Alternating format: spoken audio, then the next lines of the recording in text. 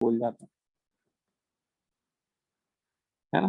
तो इसमें जैसे एवरेज मोलर मास निकालना है हम लोग को, तो हम लोग बहुत आसानी से निकाल सकते हैं। हम लोग न्यूमरेटर में ले लेंगे टोटल मास, ठीक है। अब देखो हमें क्वेश्चन में मास नहीं दिया जा रहा है, हमें क्वेश्चन में मोल और मोलर मास दिया जा रहा है ना, केवल दो ही इंफॉर्मेशन है।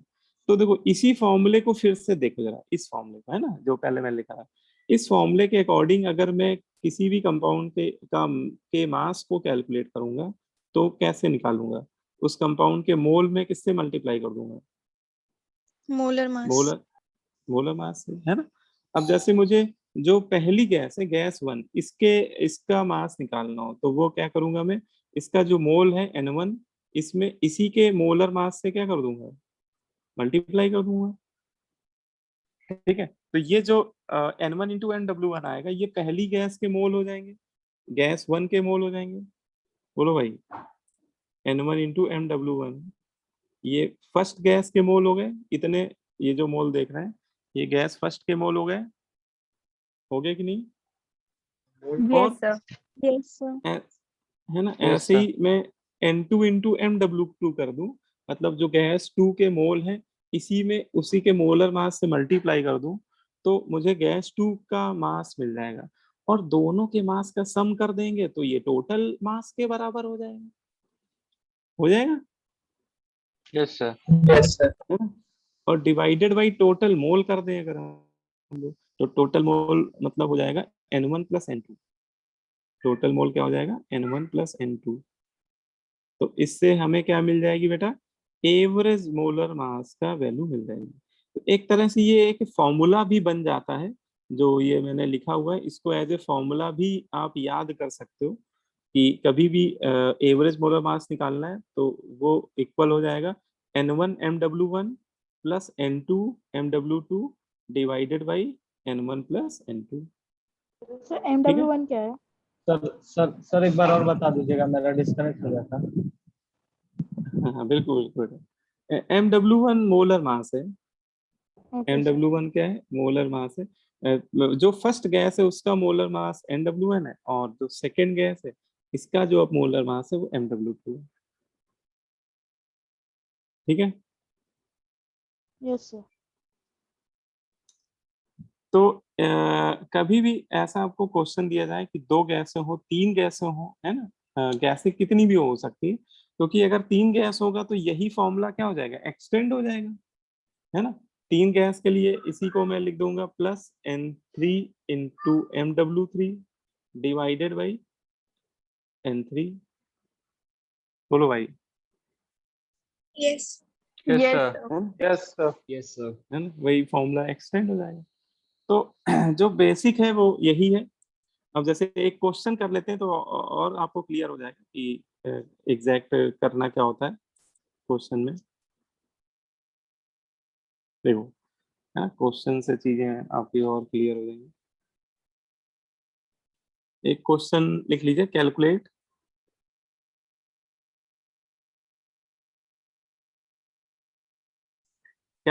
Average molar mass, calculate average molar mass of a mixture containing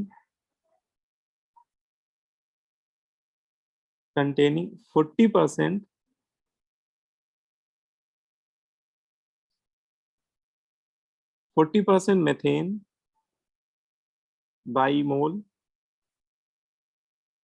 and 60% helium gas. ये भी बाई मोल ही है, ठीक है ना। ये क्वेश्चन पहले आप नोट कर लीजिए, फिर इसको डिस्कस करते हैं। सर CH3 का मोलर मास कितना होगा? CH3 का देखो, कार्बन का हो जाएगा 12 ग्राम, और हाइड्रोजन का 1 ग्राम होता है, लेकिन 4 हाइड्रोजन है, तो 1 इंटू 4 मतलब 4 और ऐड कर दो, तो 12 प्लस 4 16 हो जाएगा।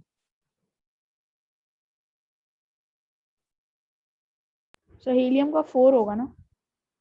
हाँ, हीलियम का जो हीलियम एटॉमिक फॉर्म में है तो इसका तो ग्राम एटॉमिक मास लेना होगा, हीलियम का 4 हो जाएगा।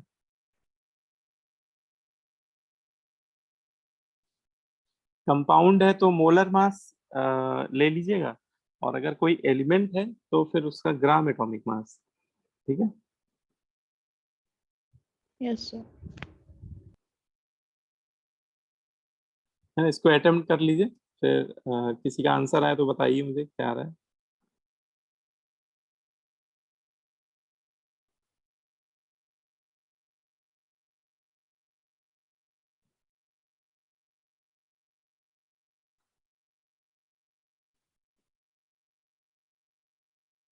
सर 8.8। 8.8 है ना, बिल्कुल सही, 8.8 आएगा। सर हीलियम का मोलर मास 4 क्यों यस होगा? सर 2 क्यों? 8.8। सर 8.8। हाँ, 8.8 आएगा, बिल्कुल सही कहा। 8.8 बिल्कुल करेक्ट आंसर है आपका। जिस बच्चे का भी 8.8 आ रहा है, आंसर करेक्ट है। हाँ, कोई बच्चा पूछ रहा था हीलियम का मोलर मास 4 क्यों होगा? सर 4 होता है कि 2 होता है? तो 2 तो एटॉमिक नंबर होता है। यस सर 2 एटॉमिक नंबर होता है ना, हीलियम का जो सिंबल लिखते हैं वो इस तरह से लिखते हैं 2He4। 2 एटॉमिक नंबर होता है, लेकिन हमने अभी बताया कि जो एटॉमिक मास होता है वो उसके मास नंबर के मैग्नीट्यूड के बराबर होता है। तो 4 और यूनिट उसकी ग्राम हो जाएगी, है ना? तो 4 ग्राम लीजिए बेटा, ठीक है, क्योंकि ये ग्राम एटॉमिक मास है बेटा, ये जो हम लोग पढ़ रहे हैं ना ग्राम एटॉमिक मास, है ना, इसमें एटॉमिक नंबर के बराबर मत लीजिएगा, वो गलत हो जाएगा।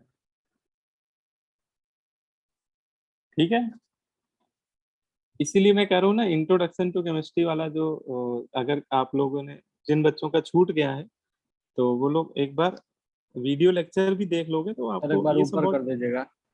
बेसिक बातें क्लियर हो जाएंगी। ऐसा ऊपर कर सर दें? एक बार ऊपर ओके, कर दीजिए। हाँ बिल्कुल बेटा, नोट कर लीजिए।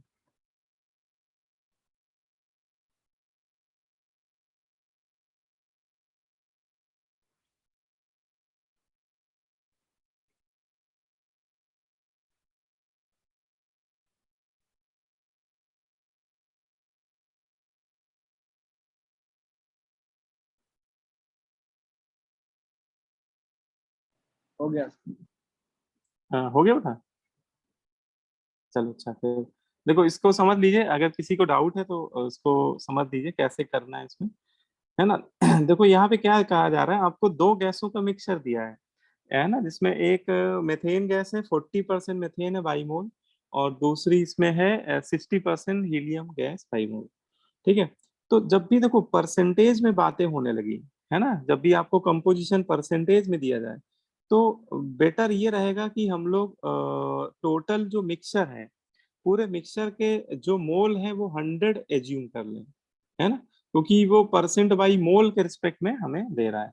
तो पहले हम लोग एक लाइन यहाँ लिख रहा हूं मैं, let us consider the mixture contains 100 moles, है ना, लिख लो, let us consider the total the total moles of given mixture is 100। तो मैंने क्या किया, मैंने पूरे मिक्सचर के मोल कितने कंसीडर कर दिए, 100 ले लिए रेफरेंस के तौर पे। ठीक है, तो अगर आपने ये मान लिया कि पूरा मिक्सचर 100 मोल है पूरे मिक्सचर में, तो उसमें मेथेन के मोल कितने हो जाएंगे बताइए? 40। है ना, हाँ गुड। तो अगर आपने टोटल मोल्स 100 मान लिए तो मेथेन के मोल 40 हो जाएंगे, क्योंकि 100 का 40% 40 ही आएगा। और अच्छा, हीलियम के मोल कितने आ जाएंगे? 60 हो जाएंगे, है ना, बहुत बढ़िया।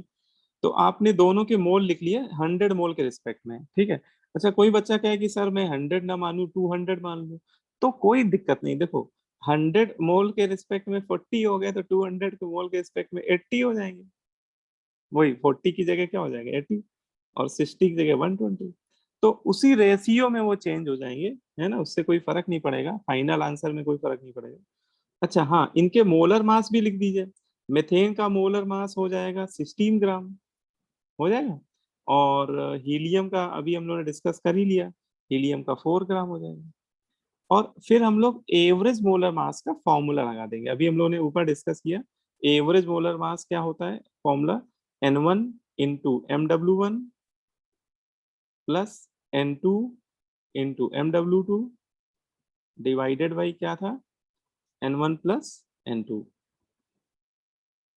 ठीक है ना, यही फॉर्मूला तो था।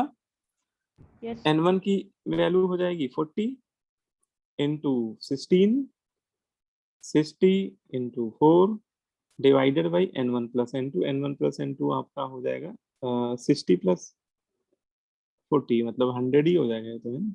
हाँ, डिनोमिनेटर में तो 100 ही आ जाएगा, 60 प्लस 40 100। और अब आप जिसको जब सॉल्व करेंगे तो ये आ जाएगा आपका 8.8। बाकी तो सिंपल कैलकुलेशन आप निकाल ही लोगे, ठीक है। Yes, sir. है ना। Yes, sir. किसी भी इसमें किसी को डाउट है तो पूछ सकता है अभी भी इस क्वेश्चन में। सभी को क्लियर हो गया? सर इसमें मोस्टली सब क्वेश्चन परसेंटेज वाले ही आते हैं। नहीं, ऐसा कोई जरूरी नहीं कि हाँ, मोस्टली कहना ठीक रहेगा कि ज्यादातर क्वेश्चन तो परसेंटेज वाले ही आते हैं, लेकिन ऐसा कोई कंपलसरी नहीं कि परसेंट वाले आए। कई बार आपको डायरेक्ट अमाउंट भी दे देगा, तो वहां फिर हम लोग उसके जो अमाउंट है उसके रिस्पेक्ट में निकालेंगे, तो है ना। सर इसका यूनिट क्या होगा?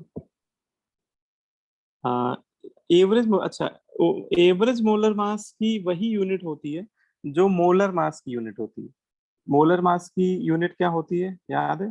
ग्राम। बताओ, है ना, ग्राम। या एक इसमें मैंने आपको बताया था, ग्राम लिखने में कोई बुराई नहीं है, हाँ, लेकिन जो ज्यादा करेक्ट यूनिट है, जो मोर प्रिसाइज यूनिट है, वो ग्राम पर मोल है। वो बात अलग है कि हम लोग मोल को इग्नोर कर देते हैं, ओनली ग्राम बोल देते हैं, ठीक है। तो आप ग्राम भी लिख सकते हो, ग्राम कोई गलत नहीं है ना, ओनली ग्राम भी लिख सकते हो, कोई गलत नहीं, ठीक है, लेकिन ग्राम पर मोल ज्यादा करेक्ट है, ठीक है। यस Yes, चलो sir. अच्छा, यस सर। अब देखो इसी क्वेश्चन में थोड़ा सा मैं चेंज कर देता हूँ, मतलब थोड़ी सी लैंग्वेज को मैं थोड़ा सा मॉडिफाई कर रहा हूँ, और फिर आपसे क्वेश्चन पूछ रहा हूँ। सेम क्वेश्चन में यही ले रहा हूँ, है ना, क्योंकि मैं बस आपको कॉन्सेप्ट क्लियर करना चाह रहा हूँ। देखो इस क्वेश्चन में जहां उसने बोला है ना परसेंट बाई मोल, अगर वो यहाँ पे बोले परसेंट बाई मास, जहाँ पे मोल बोला है उसकी जगह परसेंट बाई मास बोल देता, तो बताइए हम लोग क्या करते। सर पहले मोल इसमें निकाल मुझे तो फिर लेते मास हैं, को 100 मान लेते हैं। पहले मोल सर मास को 100 मान लेते हैं। अब मास को नहीं 100 सर, मास, पहले बस हो सर गया, मोल क्वेश्चन हो निकाल गया, सकते हैं। है ना। हाँ, देखो अब इसमें बिल्कुल सिंपल यही सब बातें आप लोगों को सीखनी है। जैसे आपको ऊपर वाले क्वेश्चन में मोल परसेंटेज दिया था, तो मैंने पहले ही रेफरेंस के तौर पे मान लिया कि पूरे मिक्सचर के टोटल मोल 100 है। लेकिन जैसे इस क्वेश्चन में मैंने थोड़ा चेंज किया, मैंने जो परसेंटेज दिए वो मास के रिस्पेक्ट में दिए, तो उसमें हम लोग अब ये मानेंगे कि पूरे मिक्सचर का मास 100 ग्राम है ना। लेट अस कंसीडर, यहाँ पे हम लोग क्या कंसीडर करेंगे, the total mass, the total mass of mixture is 100 ग्राम। यहाँ पे हम लोग क्या एज्यूम कर लेंगे कि पूरे मिक्सचर का जो मास है वो 100 है, ठीक है। अच्छा, अगर पूरे मिक्सचर का मास 100 ग्राम है, तो उसका 40% ही तो मेथेन है बाई मास। इसका मतलब मेथेन का अपना मास कितना हो जाएगा, मास ऑफ मेथेन 40 ग्राम। 40 ग्राम, है ना, ठीक है। अच्छा, ऐसे ही बता दीजिए हीलियम का मास कितना हो जाएगा, 60 ग्राम। 60 grams. 60 ग्राम, है ना, बहुत बढ़िया। अब आपने जैसे मास निकाल लिया, तो अब आप मोल निकाल लेंगे इनके। जैसे मेथेन के मोल को मैंने N1 लिख दिया, तो मेथेन का मोल हो जाएगा mass of methane divide by molar mass, है ना, 40/16। और ऐसे ही बेटा हीलियम के मोल्स आ जाएंगे, mass of helium divide by helium का ग्राम एटॉमिक मास, क्योंकि हीलियम एटॉमिक फॉर्म में है, एलिमेंटल फॉर्म में है तो उसमें ग्राम एटॉमिक मास से डिवाइड कर दिए। तो ये आपने क्या कर लिए, दोनों के मोल निकाल लिए रिस्पेक्टिव, और फिर बेटा वही फॉर्मूला लगा देंगे हम लोग, है ना। ये देखो एवरेज मोलर मास ही तो निकालना है, एवरेज मोलर मास का एक यही फॉर्मूला होता है, ठीक है। तो एवरेज मोलर मास यहाँ पे क्या हो जाएगा, average molar mass is equal to, formula वही रहेगा, फॉर्मूले में कोई चेंज नहीं, N1 NW1 plus N2 MW2 divided by N1 plus N2, है ना। अब ये वैल्यूज बस रख देंगे हम लोग, बोलो भाई। N1 हो जाएगा आपका 40/16 और into 16, N2 40/60/4 into 4 divided by N1 plus N2, N1 plus N2 मतलब 40/16 प्लस 60/4। अच्छा, न्यूमरेटर में देखो जरा, 16 कैंसिल, 4 कैंसिल, तो न्यूमरेटर में कितना आ रहा है, 40 प्लस 60 100 आ रहा है ना। और डिनोमिनेटर में आप लोग निकाल ही लोगे, 40/16 आपका हो जाएगा 35/2। हाँ, ये आपका 2.5 होता नजर आ रहा है, 2.5, और 60/4 तो सीधा 15 ही आ रहा है, तो ये 100 हो गया 17.5, और बाकी 100/17.5 लगभग 5 पॉइंट समथिंग आएगा, 5.7 अप्रोक्सीमेट आना चाहिए, ठीक है। 5.1। Yes, sir. 5.1. Sir, 5.1 आ रहा है, 5.7. Sir, 5.7 5.7. है ना। मैंने अभी डिवाइड किया था, रफली डिवाइड किया है, आप लोग चेक कर लीजिए 5.7 आ रहा है कि 5.1 आ रहा है। Sir, 5.7 40 आ रहा है। divided by 7 5.14। आ रहा है, तो सर फिर यस सर 5.7. 5.14 आ रहा है।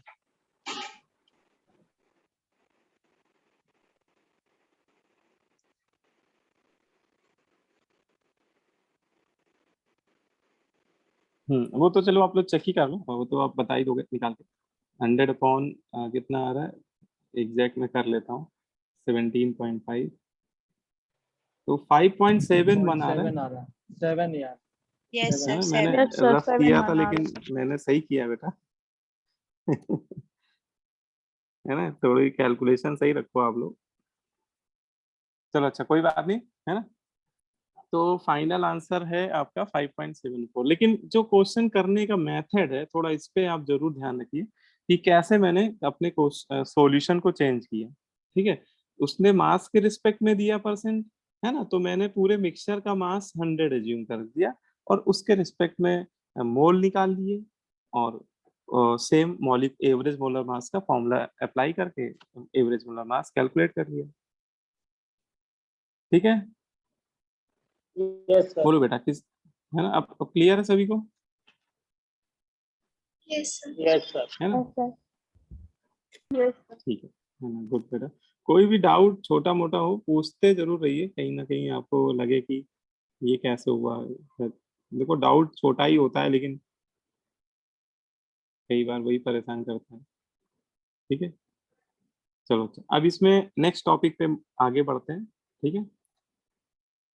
अब इसमें आते हैं कैलकुलेशन, नेक्स्ट हेडिंग आपको लिखनी है, calculation of percentage composition, calculation of percentage composition of an element,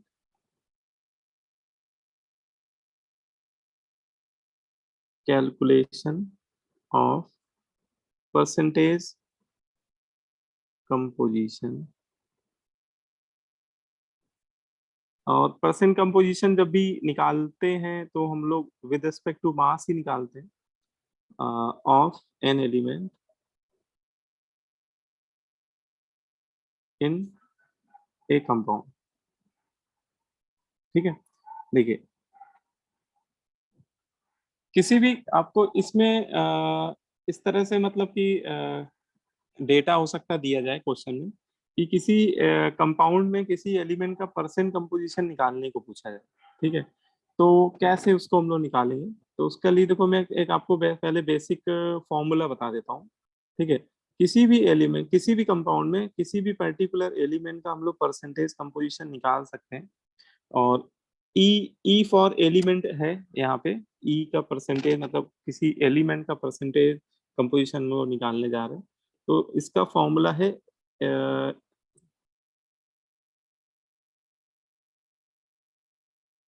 ये फॉर्मूला एग्जाम, आप लोग इसको एग्जाम याद कर सकते हो, ठीक है। आपको एग्जाम में एग्जाम वाला फॉर्मूला लगा देना, E equal to Z into A divide by M multiply by 100।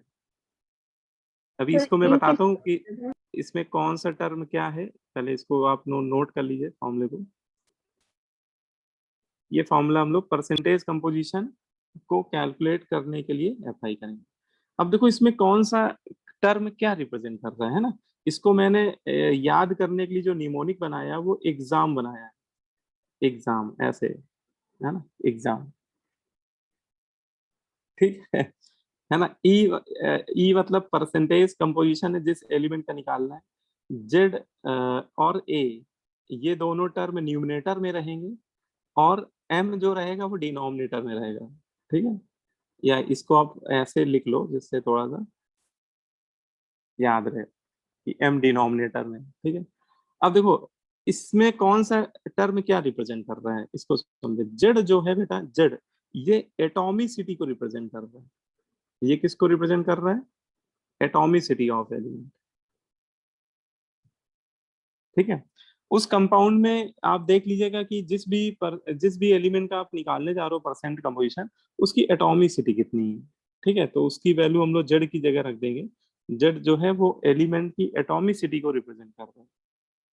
अच्छा ए क्या है, तो ए एटॉमिक मास है, एटॉमिक मास लेंगे और ग्राम में लेंगे, एक तरह से वो ग्राम एटॉमिक मास ही है, ठीक है। और एम, एम यहाँ पे चाहो तो एम डब्ल्यू लिख लो उसको, क्योंकि हम लोग एम डब्ल्यू को ज्यादा पहचानते हैं।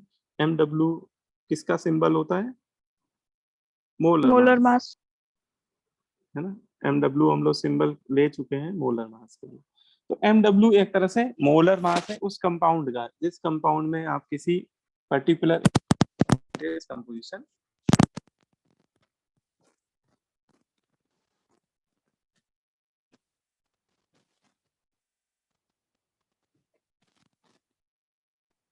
बोलो भाई। सर आपकी आवाज नहीं आ रही थी। सर आवाज नहीं आ रही थी।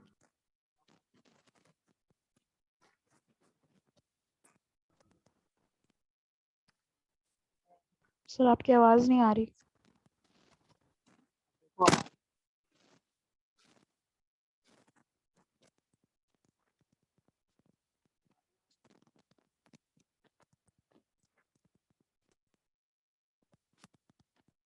हाँ देख, सर क्रैक बहुत हो रही है आपकी आवाज।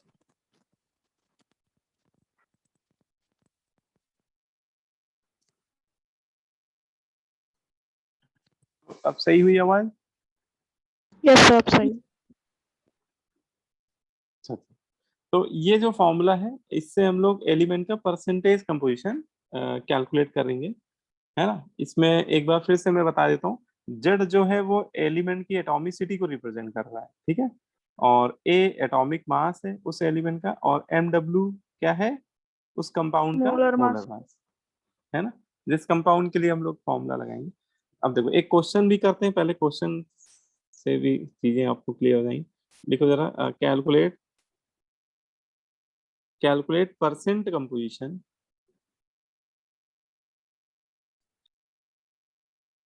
of nitrogen and hydrogen element in urea, ठीक है। आपको यूरिया में परसेंटेज कंपोजिशन निकालना है। यूरिया में नाइट्रोजन और हाइड्रोजन का पूछा जा रहा है ना, परसेंट कंपोजिशन। तो कैसे करेंगे, देखिए देखो, पहले तो जो भी कंपाउंड उसका फॉर्मूला लिख लिए। यूरिया का फॉर्मूला आपको पता ही होगा मेरे ख्याल से, NH2CONH2, और फॉर्मूला हो सकता है आपको दे दिया जाए क्वेश्चन में, है ना। फॉर्मूला आपको अभी मोल कॉन्सेप्ट चैप्टर में फॉर्मूले दे दिए जाएंगे, ठीक है। और आपको जैसे नाइट्रोजन एलिमेंट का निकालना है परसेंटेज कंपोजिशन, तो मैं वो जो एग्जाम वाला फॉर्मूला है वो मैं नाइट्रोजन के लिए अप्लाई कर दूंगा। ठीक है, तो percentage of nitrogen equal to Z into A upon molar mass into 100। ठीक है, अब जो Z है, Z यहाँ बेटा एटॉमिसिटी है, और atomicity with respect to nitrogen हमें सब्स्टिट्यूट करनी होगी। अब मुझे ये बताओ कि यूरिया के एक मॉलिक्यूल में बताओ नाइट्रोजन एटम कितने प्रेजेंट है? 2 सर 2 Two. मोल। 2 है ना, बहुत बढ़िया, बहुत बढ़िया। 2 नाइट्रोजन एटम प्रेजेंट है ना, आप सभी को दिख रहा होगा। एक नाइट्रोजन ये है, एक नाइट्रोजन ये है ना। यूरिया के एक मॉलिक्यूल में, यूरिया के एक सिंगल मॉलिक्यूल में, यूरिया के एक सिंगल मॉलिक्यूल में 2 नाइट्रोजन एटम प्रेजेंट है। इसका मतलब नाइट्रोजन की रिस्पेक्ट में एटॉमिसिटी कितनी हो गई? 2 हो गई। 2। ठीक है, अब एटॉमिक मास रख देंगे। देखो नाइट्रोजन का एटॉमिक मास कितना होता है? 14 होता है, 14. 14। है ना। मेरे ख्याल से सबको पता ही होगा नाइट्रोजन का Yes. सिंबल ये होता है। ठीक है, तो एटॉमिक मास हो जाएगा 14। 7 मत रख दीजिएगा, 7 गलत हो जाएगा। डिवाइडेड बाई मोलर मास, तो पूरे कंपाउंड का मोलर मास जब आप सर निकालेंगे तो ये आएगा 28। नहीं, पूरे कंपाउंड का 60 अच्छा, आएगा, 60। है ना। 60 यूरिया, हाँ 60 आएगा। तो यूरिया का टोटल जब निकालेंगे, इसमें सभी एलिमेंट का एटॉमिक मास का सम करना होगा, तो ये 60 आ जाएगा। ठीक है, और बस इसको सॉल्व कर लीजिएगा, ये आपका फाइनली आएगा 46.666 आता चला जाएगा। तो उसको राउंड ऑफ करके लिख सकते हो 46.67। ठीक है, बोलो भाई। सर यहाँ पे 7 नाइट्रोजन का ये एटॉमिक नंबर है। हाँ 7 एटॉमिक नंबर है, और 14 एटॉमिक मास। Okay sir. है, ये एटॉमिक मास है। ठीक है, अच्छा ऐसे ही आप क्या करो, हाइड्रोजन के लिए आप लोग चलो निकाल दो, है ना, इसी फॉर्मूले से 6.67. हाइड्रोजन का निकालेंगे। 14.33%. सेम वन एटॉमिक का मास भी 1. हाँ, हाइड्रोजन का एटॉमिक नंबर भी 1 होता है और एटॉमिक मास भी 1 होता है। 1H1 होता है ना हाइड्रोजन का सिंबल। उसके आइसोटोप का वो अलग होता है बस. हाँ, अगर ड्यूटेरियम होता तो अलग होता, 1S2 हो जाता आइसोटोप Yes, का sir. केस। ट्राइटियम होता है सत्रिय.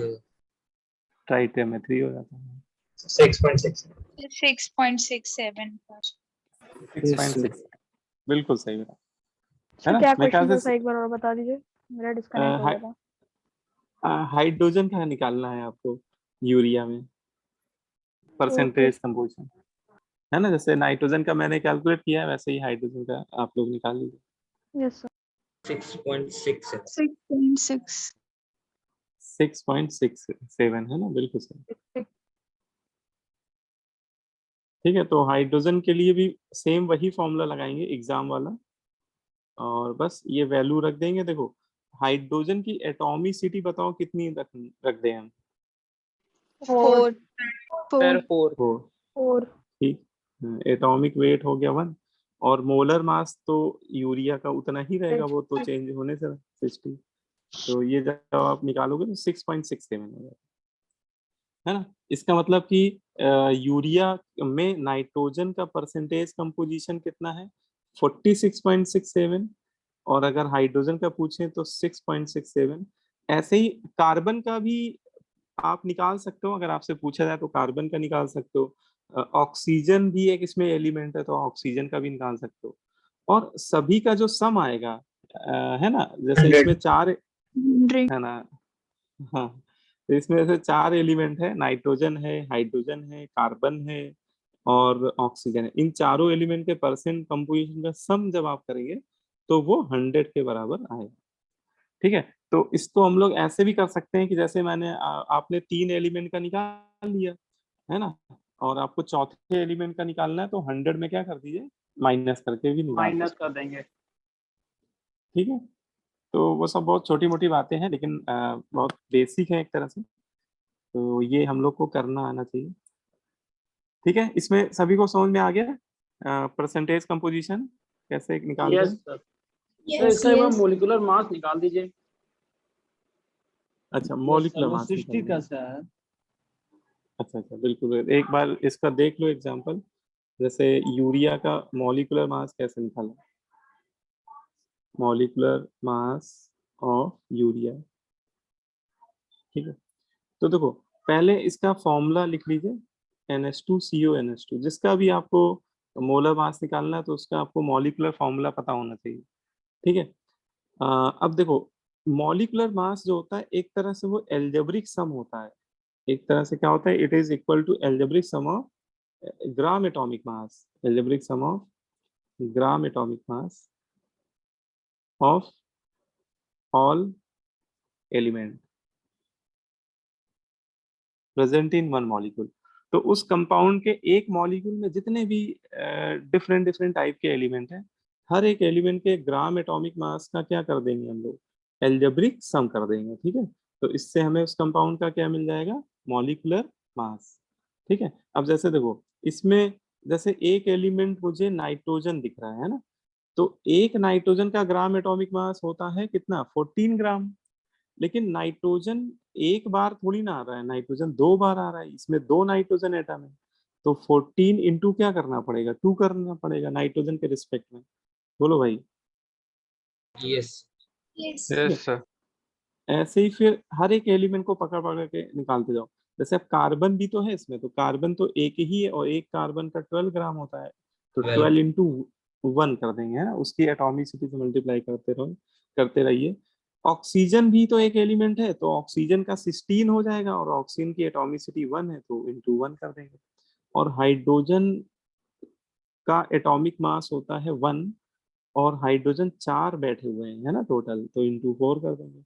बस इसका आप सम कर लीजिए, इसका सम ही 60 के बराबर आएगा। ठीक है, यस सर। ठीक है, तो वो तो आप लोग कभी किसी भी कंपाउंड का निकाल सकते हो, है ना। बस कुछ मैंने लिस्ट शुरुआत में बनवाई हुई थी, तो उसमें जो बहुत इंपॉर्टेंट कंपाउंड है जो आपका फिजिकल केमिस्ट्री में पीछा नहीं छोड़ेंगे, वो उनके मैंने एक जगह लिखा दिए हैं, तो कोशिश करिएगा उनके याद कर लीजिएगा, क्योंकि Yes, sir. याद होता है तो आपका टाइम बचता है ना। याद अगर जैसे यूरिया का मुझे याद था, तो मुझे ये सब करने की जरूरत नहीं पड़ी, मैंने सीधे क्या किया, मैंने यहाँ पे 60 से डिवाइड कर दिया। ठीक है, तो अगर कोई जाना पहचाना कंपाउंड मिल जाए, और ज्यादातर आपको जाने पहचाने ही कंपाउंड मिलेंगे भी। ठीक है, बोलो भाई। अब इसमें Yes, sir. एक हेडिंग लिख लीजिए, calculation of minimum molecular mass. Next heading लिख लीजिए, कैलकुलेशन ऑफ मिनिमम मॉलिक्यूलर मास।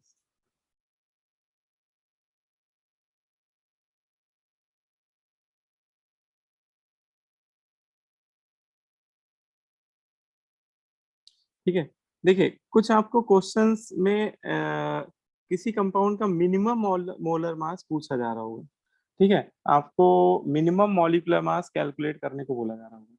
तो पहले तो ये हम लोग को पता होना चाहिए कि मिनिमम मॉलिक्यूलर मास होता क्या है। ठीक है, और फिर उसको कैसे निकालते हैं। तो इसमें एक बेसिक डिफिनेशन टाइप की है, उसको लिख देता हूँ मैं। व्हाट इज मिनिमम मॉलिक्यूलर मास, ये मिनिमम मॉलिक्यूलर मास क्या है इसको भी समझ लीजिए। देखो मॉलिक्यूलर मास क्या है, मेरे ख्याल से ये सभी को समझ में आ गया होगा। ठीक है, मॉलिक्यूलर Yes, मास sir. किसी भी कंपाउंड के एक मोल कंपाउंड का जो मास होता है, उसे ही हम लोग क्या बोलते हैं, मॉलिक्यूलर मास। और उसके निकालने का जो तरीका है वो अभी देखो एक एग्जांपल में हम लोगों ने डिस्कस भी कर लिया, है ना। यूरिया में जैसे निकाला भी हम लोगों ने, यूरिया का कितना आया, 60। यस। ठीक है, अब आपसे सपोज यूरिया का ही पूछा जाए कि calculate minimum molecular mass of urea, है ना, तो क्या होगा वो, और उसे कैसे निकालेंगे। तो इसकी जो डिफिनेशन है लिख लीजिए, एक छोटी सी 2 लाइन की डिफिनेशन है, लिख लो, द मिनिमम मोलर मास या मॉलिक्यूलर मास एक ही बात है, the minimum molecular mass of a compound, the minimum molecular mass of a compound is defined as is defined as mass of compound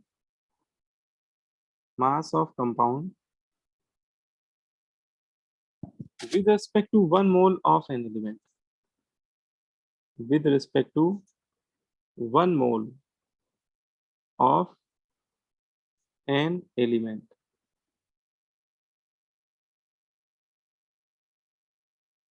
ठीक है, लिख पहले नोट कर लीजिए, डेफिनेशन नोट कर लीजिए।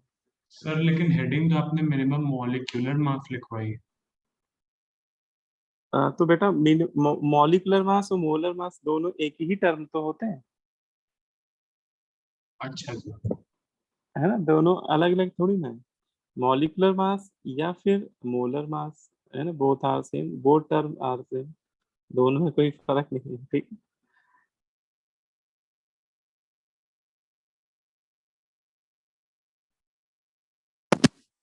तो मिनिमम मॉलिक्यूलर मास क्या होता है अगर हम लोग इसकी बात करें, तो डेफिनेशन सब कुछ बयां कर रही है, फिर इसको एक बार समझ भी लीजिए, लिख तो लिया ही आप लोगों ने। The minimum molar mass of a compound defined as mass of compound with respect to 1 mole of an element.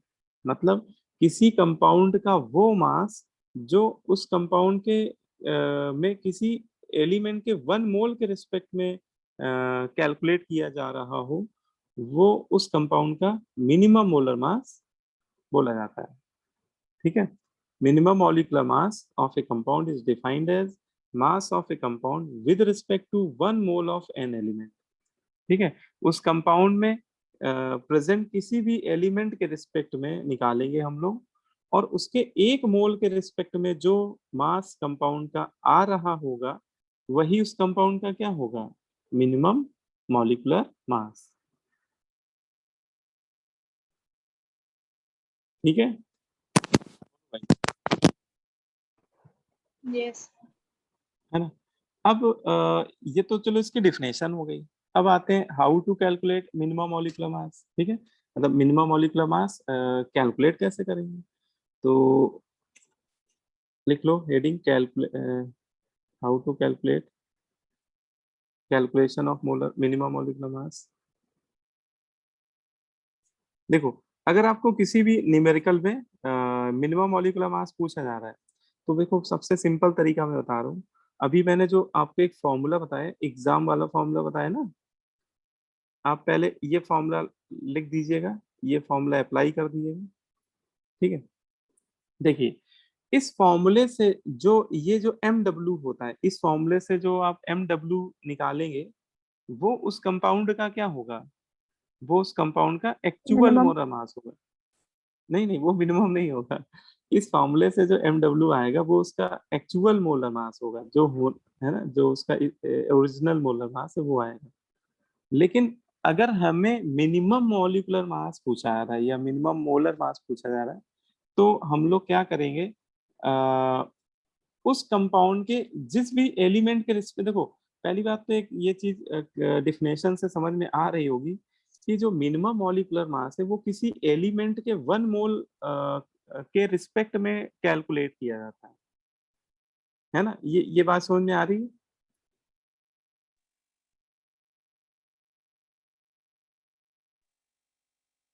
जो मिनिमम मॉलिक्यूलर मास है वो किसी भी कंपाउंड के 1 मोल एलिमेंट के रिस्पेक्ट में कैलकुलेट किया जाता है, और वो एलिमेंट उस कंपाउंड में वो आपको बोलेगा कि किसके रिस्पेक्ट में निकालना है ना, वो आपको क्वेश्चन में हिंट दे देगा कि किसके रिस्पेक्ट निकालना है। तो आप देख लीजिएगा एलिमेंट के रिस्पेक्ट में निकालना है, जिस भी एलिमेंट के रिस्पेक्ट में आपको मिनिमम मॉलिक्यूलर मास की कैलकुलेशन करनी है, आप उस एलिमेंट के रिस्पेक्ट में z की वैल्यू 1 ले लीजिएगा। ठीक है, आप क्या कीजिएगा, for the calculation of minimum molecular mass take the value of z equal to 1। मतलब आपको जिस भी एलिमेंट के लिए कैलकुलेट करना है, जिस एलिमेंट के रिस्पेक्ट में कैलकुलेट करना है उस कंपाउंड का मिनिमम मॉलिक्यूलर मास, उस एलिमेंट के लिए z की वैल्यू क्या लीजिएगा, 1 ले लीजिएगा।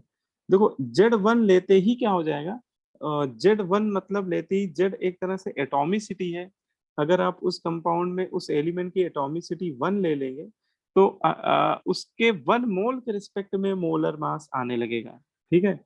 और 1 मोल के रिस्पेक्ट में जो मोलर मास आपका आएगा वही आपका क्या बोला जाएगा, उसे ही हम लोग क्या बोल देंगे, मिनिमम मॉलिक्यूलर मास बोल देंगे।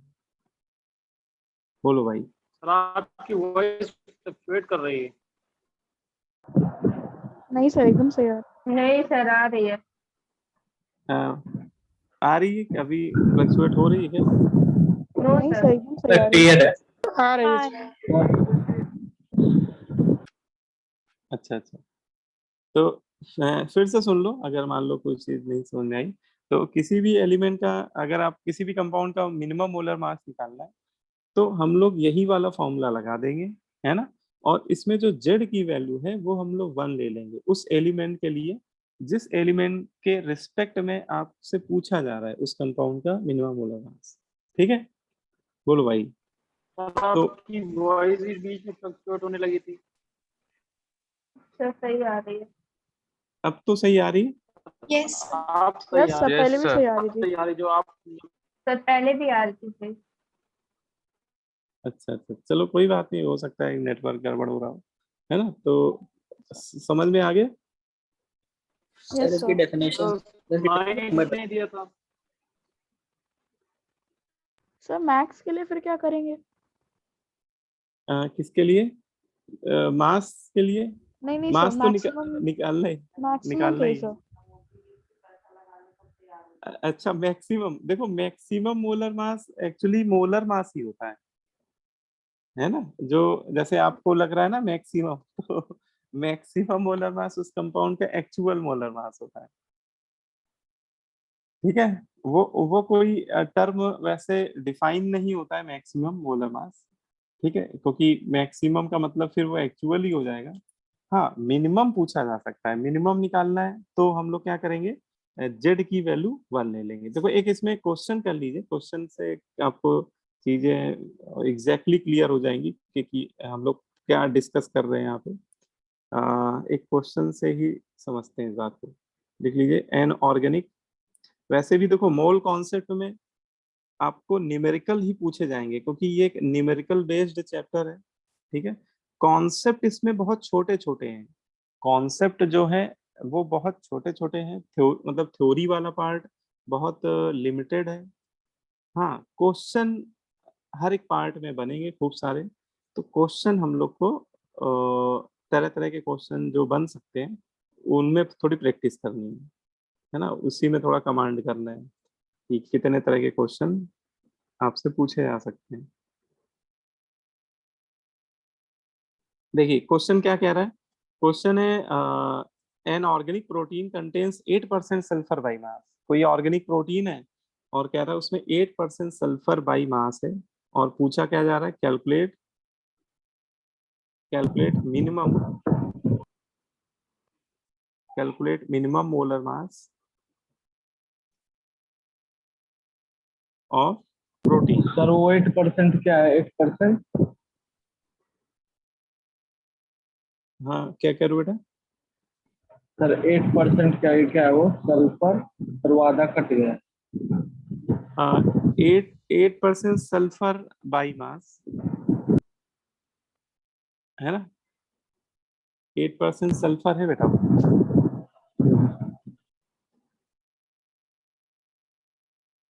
और आपको ऑप्शन भी दिया जा रहा है, ऑब्जेक्टिव क्वेश्चन है। पहला ऑप्शन है 200 ग्राम, दूसरा ऑप्शन है 400, तीसरा ऑप्शन है 600, चौथा ऑप्शन है 800, ठीक है ना। जैसे ये क्वेश्चन आपको दिया गया है, इसको आप चाहो तो अटेम्प्ट कर लो 2 मिनट का टाइम लेके। सर प्रोटीन का क्या फॉर्मूला है? कितना आ रहा है बेटा आंसर? सर 400। 400। 400 ना, यस, हाँ 400। 400, 400। ठीक है 400 करेक्ट है वैसे, लेकिन सभी लोग अटेम्प्ट कर लीजिए, सभी लोग का आंसर आना चाहिए तो 400।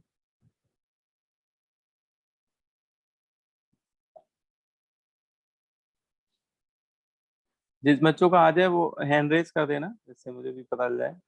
कितने बच्चों का आ गया?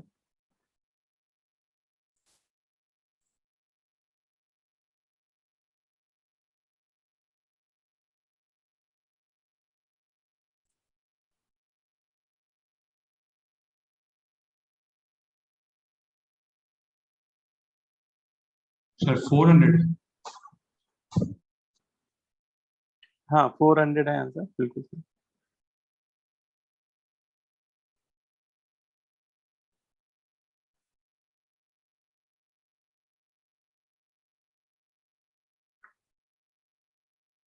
मोहम्मद फैयाद आंसर आ रहा है?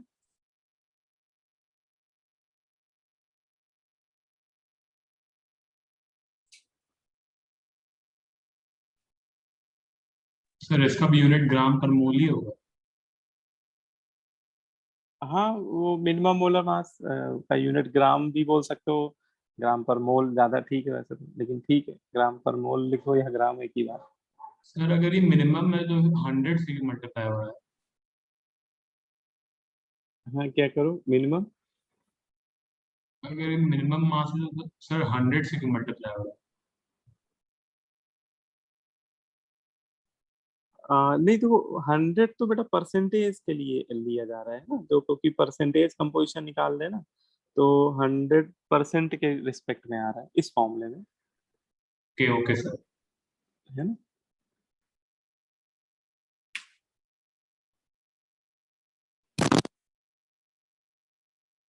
हाँ किसी को डाउट हो इसमें बताओ मुझे, जिसका भी आंसर ना आ रहा हो किसी बच्चे का, जैसे काफी बच्चों ने कर लिया है, हैंड रेज हो गया है बच्चों का। अंशुमन का हो गया, सृजान, वेदांत का भी हो गया, बहुत बढ़िया। संभव का भी हो गया, आदर्श आदर्श कुमार पांडे, पलक का भी हो गया, पलक तिवारी, पन्वी, संभवी, यश। यश बेटा समझ में आ रहा है? Yes sir. ठीक है तो जूही का भी हो गया, अंशी का भी हो गया, ऑलमोस्ट सभी का ही हो गया, बस कुछ ही बच्चे नहीं बता रहे।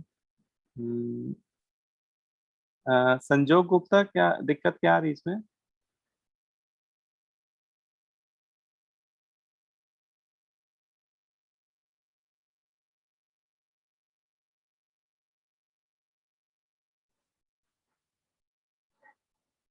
देखो क्वेश्चन क्या कह रहा है, एक बार जिसको नहीं डाउट, जिसको अभी नहीं क्लियर हुआ तो एक बार जल्दी से देख लो। इसमें करना क्या है, देखो आपको कोई प्रोटीन दिया, कोई ऑर्गेनिक प्रोटीन दी हुई है क्वेश्चन में, और इसमें उसने एक इंफॉर्मेशन दे दिया है, इसमें सल्फर का परसेंटेज कंपोजिशन दे दिया है। सल्फर कह रहा है कि इसमें 8% है ना। सल्फर कितने परसेंट है उसमें? 8% दिया हुआ है बाई मास, 8%। ठीक है। और आपसे कह रहा है कि उस एलिमेंट का मिनिमम मोलर मास कैलकुलेट करिए। तो देखो मिनिमम मोलर मास किसी उस कंपाउंड में प्रेजेंट किसी एक एलिमेंट के रिस्पेक्ट में ही निकाला जाता है। और देखो जिस एलिमेंट के बारे में इंफॉर्मेशन उसने दे दी है, तो इनडायरेक्टली वो हिंट देना चाह रहा है कि आप सल्फर के रिस्पेक्ट में ही निकालो, है ना, क्योंकि उसने सल्फर का ही परसेंटेज कंपोजिशन दे दिया है। तो आप क्या करो, सल्फर के लिए वो एग्जाम वाला फॉर्मूला लगा दो, सल्फर एटम के लिए क्या करो, एग्जाम वाला फॉर्मूला लगाओ, है ना। अब देखो सल्फर इसमें कितने परसेंट है? 8% है, तो सल्फर का परसेंटेज कंपोजिशन क्या हो जाएगा? 8। जेड एटॉमिसिटी हो जाएगी। लेकिन देखो जब भी कैलकुलेट करना हो आपको मिनिमम मॉलिक्यूलर मास, तो एटॉमिसिटी आप ले लीजिएगा 1 उस एलिमेंट के रिस्पेक्ट में। तो आप मान लीजिए कि इसमें 1 मोल सल्फर है, इस कंपाउंड में सल्फर का 1 मोल प्रेजेंट है, तो सल्फर की एटॉमिसिटी 1 हो जाएगी। एटॉमिक मास सल्फर का 32 होता है। और इस फॉर्मूले से अब जो भी मोलर मास आएगा वो उसका कौन सा मोलर मास होगा? मिनिमम मॉलिक्यूलर मास।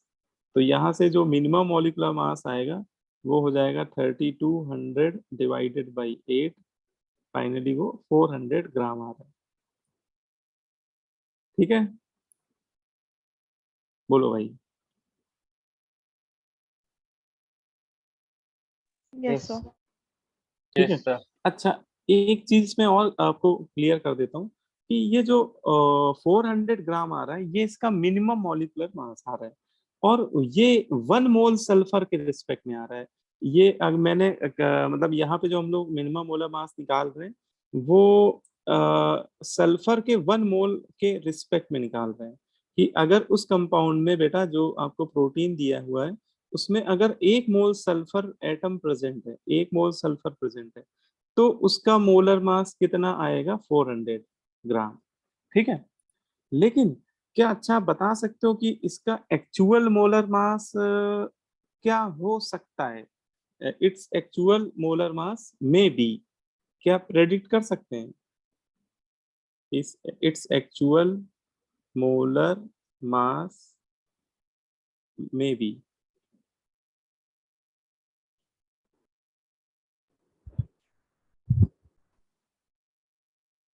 अगर मैं आपको इसको ऑप्शन के फॉर्म में दूं तो आप मुझे बता सकते हो? जैसे एक ऑप्शन में मैंने लिख दिया 600, एक ऑप्शन में लिख दिया मैंने 700, एक में लिख दिया 900, एक में लिख दिया मैंने 1200। तो क्या आप इन 4 ऑप्शन में ही अगर आपको बताना हो कि इसका एक्चुअल मोलर मास इन चारों में से कौन सा हो सकता है?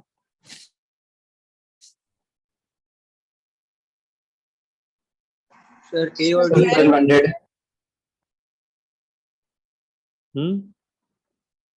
कौन सा? 1200 है ना? Yes sir 1200। 400 का मल्टीपल होगा। हाँ तो बिल्कुल सही आंसर दिया। अगर आपसे इस क्वेश्चन में ये भी पूछ लिया था कि इस कंपाउंड का एक्चुअल मोलर मास इन चारों में से कौन सा हो सकता है, तो एक चीज ये ध्यान रखना कि जो कंपाउंड का एक्चुअल मोलर मास होगा वो हमेशा उसके जो भी उसका मिनिमम मोलर मास आ रहा है उसका इंट्रीगल मल्टीपल होगा। ऐसा क्यों? देखो, अभी मैंने माना है कि इसमें 1 मोल सल्फर प्रेजेंट है ना, मिनिमम 1 मोल सल्फर के रिस्पेक्ट में आ रहा है उसका मोलर मास 400, लेकिन उसके फॉर्मूले में हो सकता है कि 2 मोल सल्फर हो। बोलो भाई, अगर उसके फॉर्मूले में 2 मोल सल्फर होगा तो उसका मोलर मास कितना हो जाएगा? Actual molar 800। मास 800। अच्छा, हो सकता है उसके फॉर्मूले में 3 मोल सल्फर हो तो यही वैल्यू 1200 हो जाएगी। 1200। हो सकता है उसके फॉर्मूले में 4 मोल सल्फर हो, ठीक है, तो ये 1600 हो जाएगा। इसका मतलब उसका जो एक्चुअल मोलर मास होगा वो इसके मिनिमम मोलर मास का इंट्रीगल मल्टीपल होगा।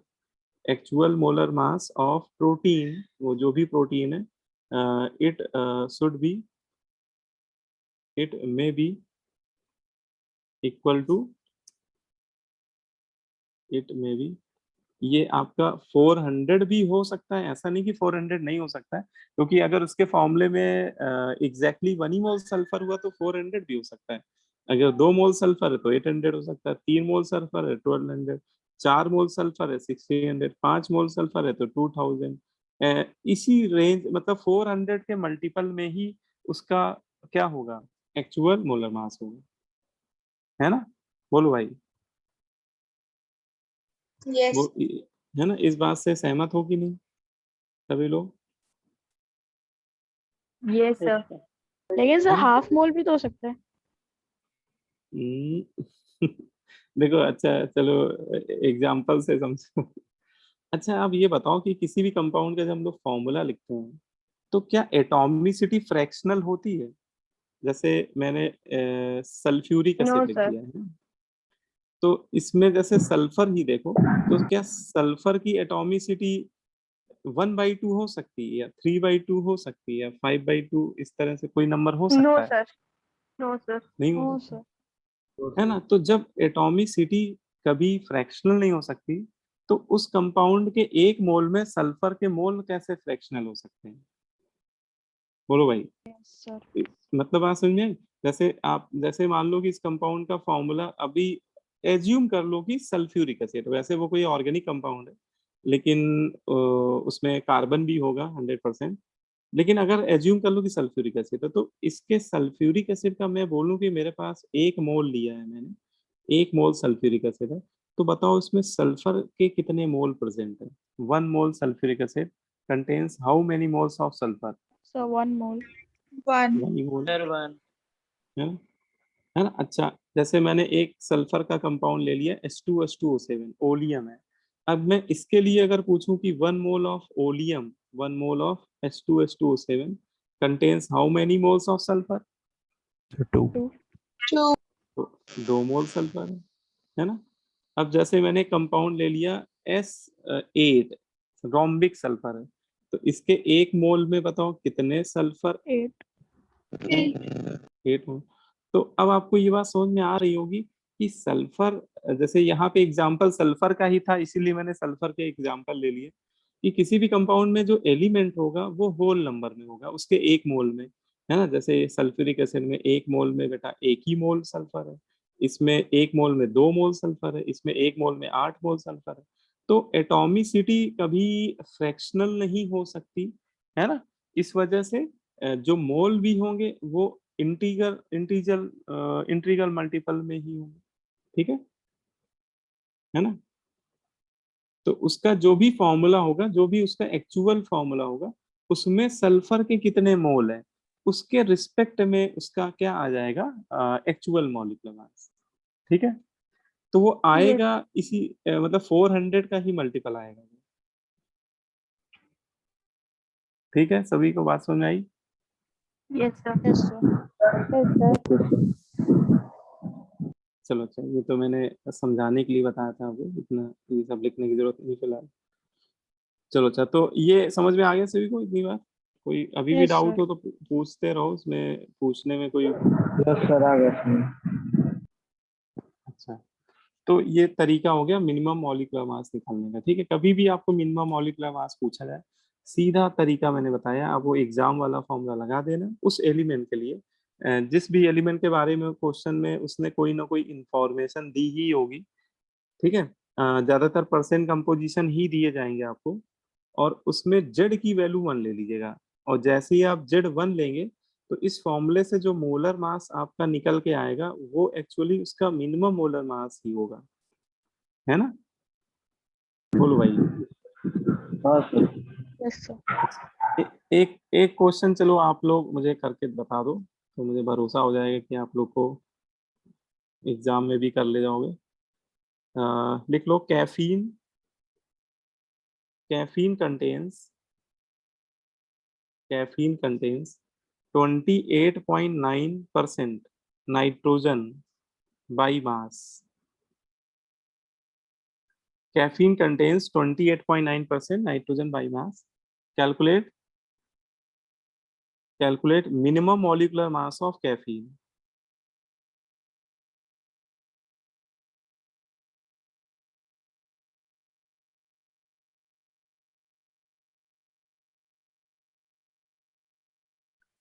ठीक है, ये आप लोग अटेम्प्ट कर लीजिए। सर नाइट्रोजन का मॉलिक्यूलर मास क्या हो जाएगा सर? नाइट्रोजन एलिमेंट है ना, तो उसका मोलर मास नहीं होगा, उसका ग्राम एटॉमिक मास होगा। वही नाइट्रोजन का ग्राम एटॉमिक मास 14. 14 है। हाँ 14, नाइट्रोजन का 14।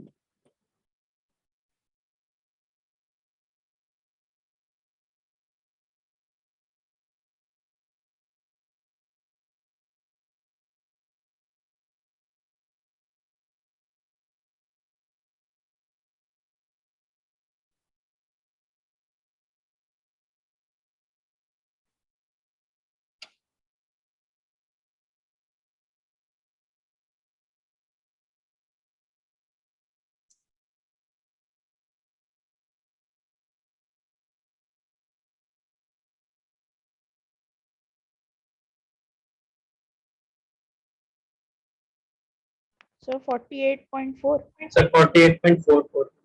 सर 48.442। ठीक, बिल्कुल बिल्कुल सही। 48.44। बिल्कुल सही कहता है ना। 48.44 समथिंग आ रहा है। Yes sir. 48.4,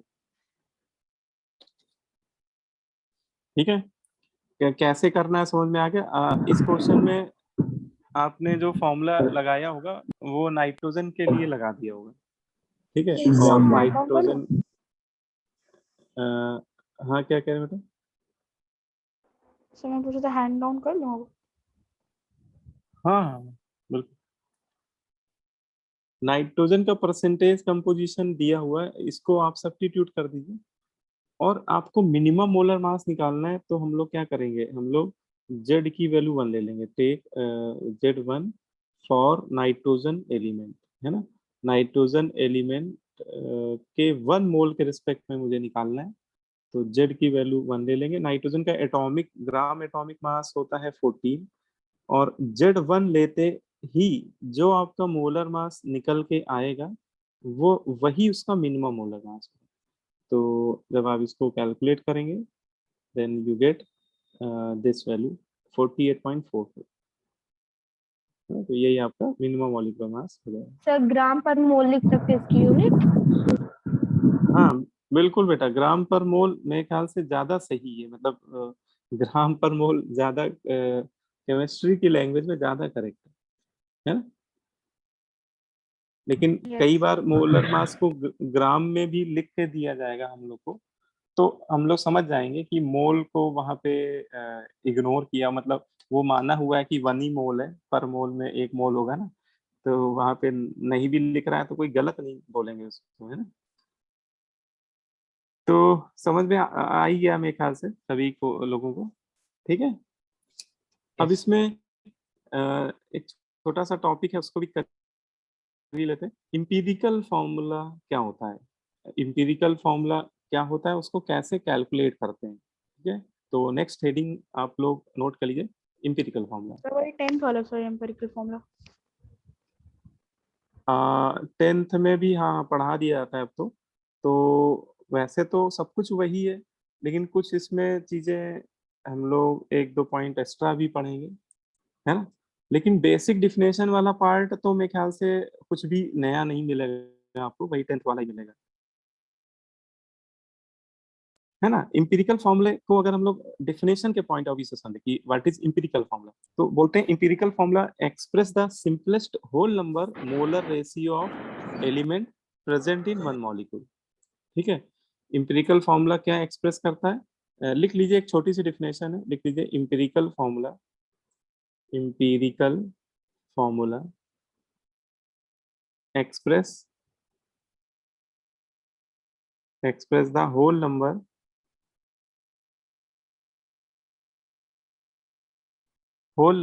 molar ratio of elements present in one molecule।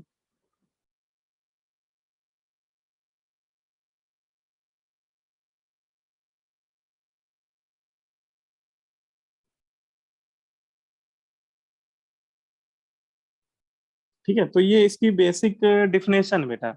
Empirical formula क्या हमें बताता है, क्या एक्सप्रेस करता है, अगर हम लोग इसकी बात करें तो इंपीरिकल फॉर्मूला, किसी भी कंपाउंड का इंपीरिकल फॉर्मूला हमें उस कंपाउंड में जितने भी एलिमेंट हैं उनके simplest whole number molar ratio को रिप्रेजेंट करता है, ठीक है। अच्छा, क्या मतलब है इस बात का, देखो भाई समझो उसको। फॉर एग्जाम्पल मैं ग्लूकोज को एक एग्जाम्पल लेके चल रहा हूँ, हम लोग का ये गरीब एग्जाम्पल है, जब भी लेना होता है तो हम लोग इसी को पकड़ लेते हैं, ठीक है। देखो, तो ये है हमारा भैया ग्लूकोज। ग्लूकोज का मॉलिक्यूलर फॉर्मूला सभी को पता ही है भाई, ये मैंने लिख दिया है इसका मॉलिक्यूलर फॉर्मूला, है ना, C6H12O6, ठीक है। और अगर आपसे पूछा है कि what is the empirical formula of glucose, तो हम लोग, हाँ बताइए क्या होगा। CH2 CH2 है ना, हाँ बहुत बढ़िया, CH2 होगा।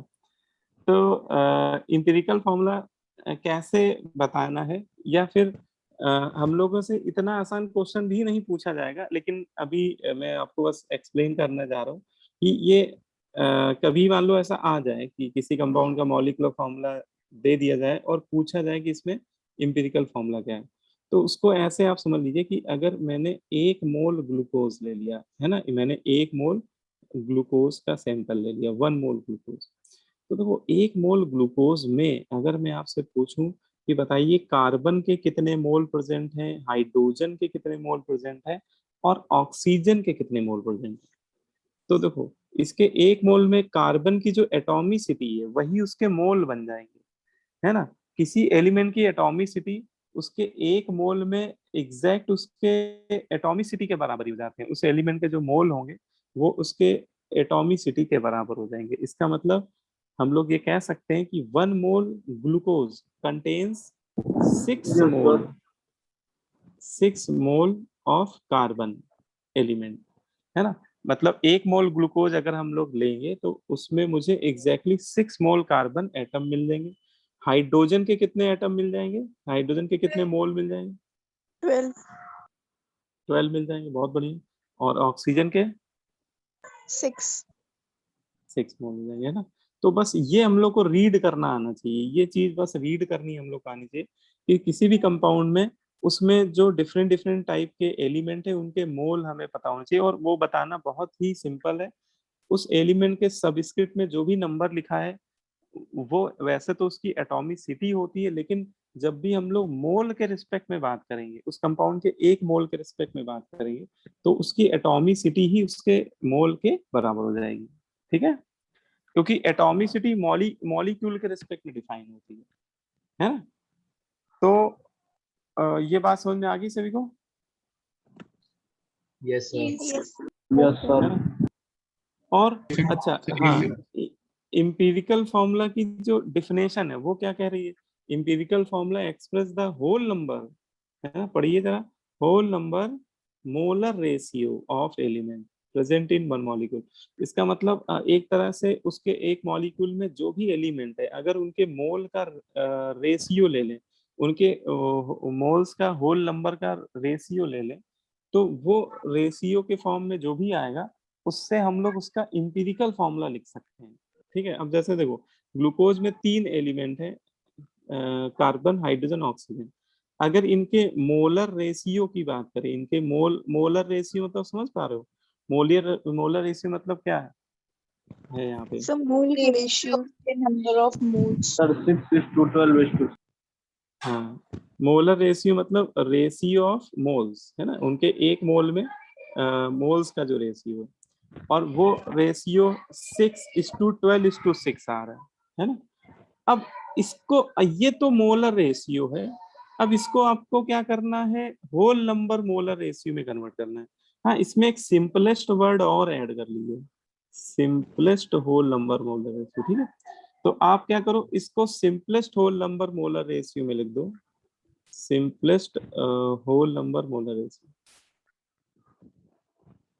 देखो, अब सिंपलेस्ट रेशियो मोलर रेशियो में लिखना है तो आप इसमें किसी ऐसे इंटीजर से डिवाइड कर दो जिसका डिवीजन सभी में हो रहा हो, है ना। तो एक इसमें आप 6 से डिवाइड कर दो सकते हो, तो इसका simplest whole number molar ratio हो जाएगा 1:2:1, ठीक है। और इसके रिस्पेक्ट में आप इसका फॉर्मूला लिख दो। इसके रिस्पेक्ट में इसका फॉर्मूला आ रहा है CH2O। तो ये जो फॉर्मूला आपका आ रहा है यही इस कंपाउंड का क्या बन जाएगा? इंपेरिकल फॉर्मूला बन जाएगा। यही इस कंपाउंड का क्या है? इंपेरिकल फॉर्मूला, ठीक है। बोलो भाई। Yes sir. Yes sir. Yes sir. है ना? हाँ, तो अच्छा, हाँ सृजन बेटा, ठीक है, आपको अगर ठीक ठीक ठीक डॉक्टर अपॉइंटमेंट, ठीक है, कोई बात नहीं, अगर ऐसा है तो आप लीव कर लो, कोई दिक्कत नहीं। Yes sir. तो कार्बन, इसमें जो इंपेरिकल फॉर्मूला है वो ये हो गया, ठीक है। ग्लूकोज का इंपेरिकल फॉर्मूला ये हो गया। तो इस तरह से हम लोग इंपेरिकल फॉर्मूला किसी भी कंपाउंड का लिख सकते हैं अगर उसका मुझे क्या दे दिया जाए, मॉलिक्यूलर फॉर्मूला दे दिया। लेकिन अब वही बात है कि इतना आसान क्वेश्चन हमें एग्जाम में नहीं दिया जाएगा कि आपको सीधे वो मॉलिक्यूलर फॉर्मूला दे दे और इंपेरिकल फॉर्मूला पूछे, ठीक है। वो हमसे थोड़ा कुछ चीजों को घुमा फिरा के पूछेगा, ठीक है। जैसे एक एग्जांपल ले लेता हूँ मैं, उससे समझिए। एक एग्जांपल से लिख लो, a metal oxide contains a metal oxide contains 70% metal by mass, ठीक है। आपको इसने एक इंफॉर्मेशन दे दी कि मेटल ऑक्साइड में जो मेटल है वो 70% है, ठीक है। अच्छा, फिर आपसे बोल रहा है द इम्पीरिकल फॉर्मूला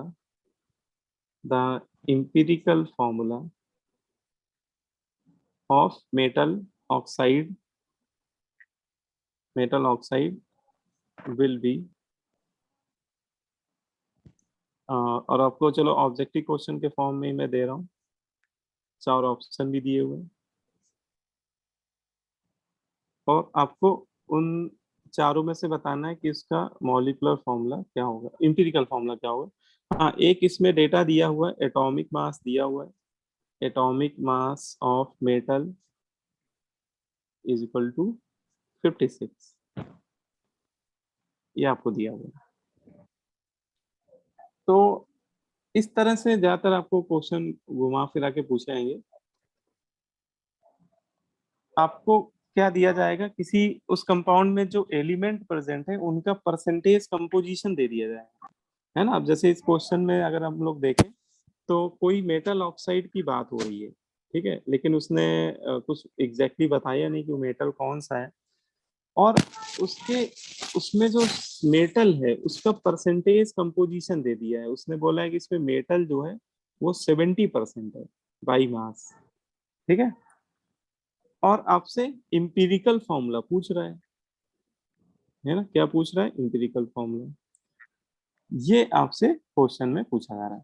तो how to solve this type of question, कैसे इसको करेंगे सॉल्व, तो उसका एक कन्वेंशनल मेथड होता है, इस तरह के क्वेश्चन करने का एक कन्वेंशनल मेथड होता है, और सब्जेक्टिव एग्जाम में आप लोग इसी मेथड से करिएगा भी। जैसे आपके स्कूल पेपर में एक क्वेश्चन आएगा 100% इसी टाइप का, है ना, तो उसमें एक कन्वेंशनल मेथड को हम लोग फॉलो करेंगे।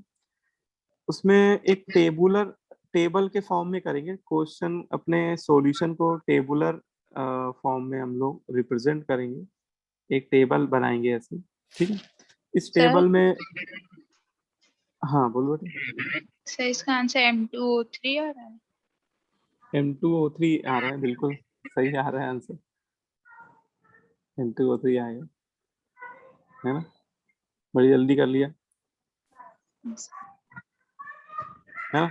तो देखो इसका जो कन्वेंशनल मेथड है उसमें क्या करते हैं, पहले एक कॉलम में सबसे पहला जो कॉलम होगा उसमें एलिमेंट्स के सिंबल लिख लेंगे, है ना, उस कंपाउंड में जो भी एलिमेंट प्रेजेंट होंगे। अब जैसे उसने बोला है मेटल ऑक्साइड, तो इसके नाम से समझ में आ रहा है, अच्छा इसमें एक एलिमेंट मेटल है और एक एलिमेंट ऑक्सीजन है ना। तो 2 एलिमेंट है, मेटल ऑक्साइड है, मतलब 2 ही एलिमेंट होंगे इसमें, एक तो मेटल का नाम नहीं बताया तो मैंने Me लिख दिया सिंबल, और ऑक्सीजन का तो पता ही है O होता है। फिर क्या करेंगे, सेकेंड कॉलम में उनके percentage with respect to mass जो है उसको लिख देंगे, परसेंटेज बाय मास, ठीक है। तो उसमें मेटल का परसेंटेज उसने बोल दिया है कितने परसेंट है, 70%, है ना। तो अगर मेटल 70% है तो ऑक्सीजन कितने परसेंट होगा, 30%। 30%, है ना, क्योंकि दो ही एलिमेंट है ना, और किसी भी एलिमेंट के सभी एलिमेंट का जो परसेंटेज कंपोजिशन का सम होता है वो 100 के बराबर होता है। तो ये आपने लिख दिया, हम 70% मेटल और ऑक्सीजन। फिर आप क्या करेंगे, रिलेटिव मोल निकाल लेंगे, थर्ड कॉलम में क्या करेंगे, relative number of mole, relative number of mole कैसे निकालेंगे, देखो यहाँ पे देखो, परसेंटेज में जब भी दिया जाए, जैसे अभी हम लोगों ने 1-2 क्वेश्चन करे भी थे, जब भी परसेंटेज दिया जाए तो वहां पे हम लोग कंसीडर क्या कर लेते हैं, पूरे मिक्सचर का मास, पूरे मेटल ऑक्साइड का मास क्या मान लेंगे, 100 ग्राम मान लेंगे। ये चाहो तो एक लाइन लिख लेना, late us consider metal oxide, the mass of metal oxide is 100 ग्राम, ठीक है।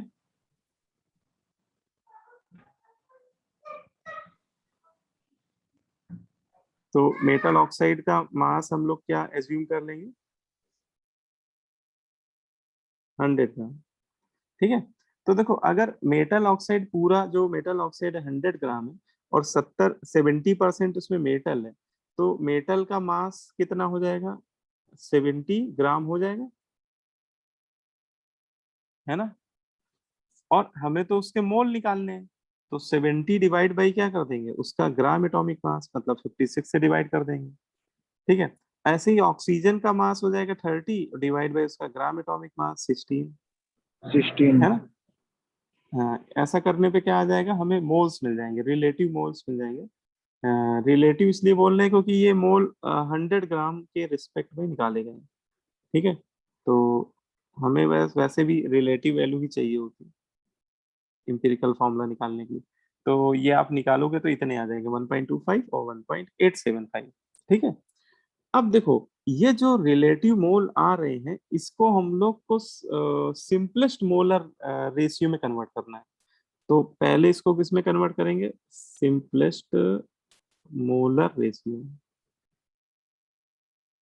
ये कैसे निकालेंगे, सिंपल है, देखो इन दोनों में जिसके मोल कम आ रहे हैं, है ना, जितने भी एलिमेंट हैं, जैसे इसमें तो 2 ही एलिमेंट है, हो सकता है कि आपके क्वेश्चन में हो सकता है 3 एलिमेंट भी हो, 4 भी हो, तो जिसके मोल सबसे कम है उसकी वैल्यू को फिर से एक बार डिवाइड कर देंगे उनके रिस्पेक्टिव मोल्स में।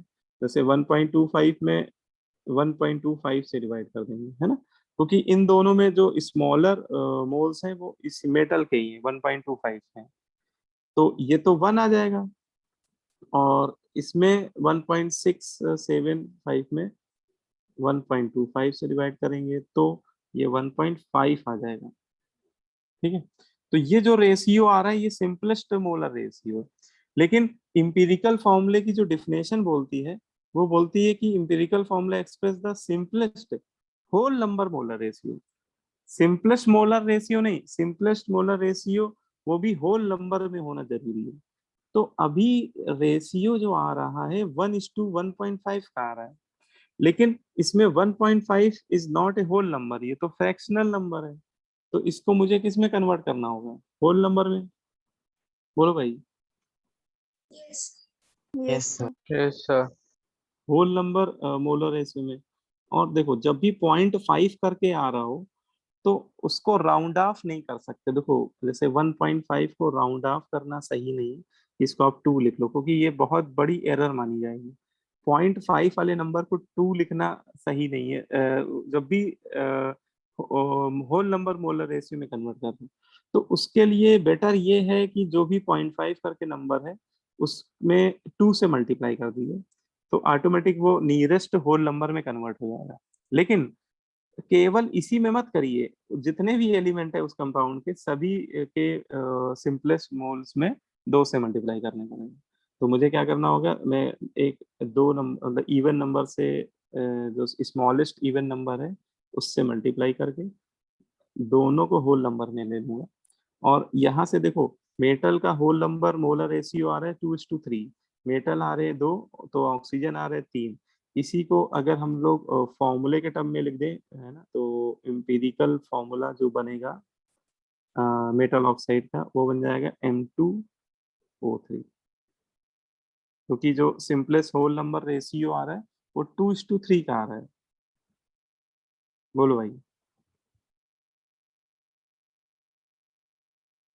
है ना, समझ में आ रहा है सभी को? Yes sir. है ना? Yes, sir. इस तरह के क्वेश्चन आपने वैसे 10th में करे होंगे, इस तरह के question empirical Yes, formula, sir. Yes, sir. 10th में किए. है ना। हाँ, बस वही है कि ये बस एज ए रिवीजन ही इसको समझ लीजिए कि ये वाला टॉपिक इंपिरिकल फॉर्मूला वाला। हाँ, इसमें ऐसा भी हो सकता था कि इस क्वेश्चन में आपसे वो इंपिरिकल फॉर्मूला की जगह मॉलिक्यूलर फॉर्मूला पूछता है, तो ऐसे केस में क्या करते हैं, तो वहां पे एक रिलेशन हम लोग यूज कर लेते हैं। एक मैं फॉर्मूला लिख रहा हूँ, उसको भी नोट कर लीजिए। Relation between empirical formula and molecular formula।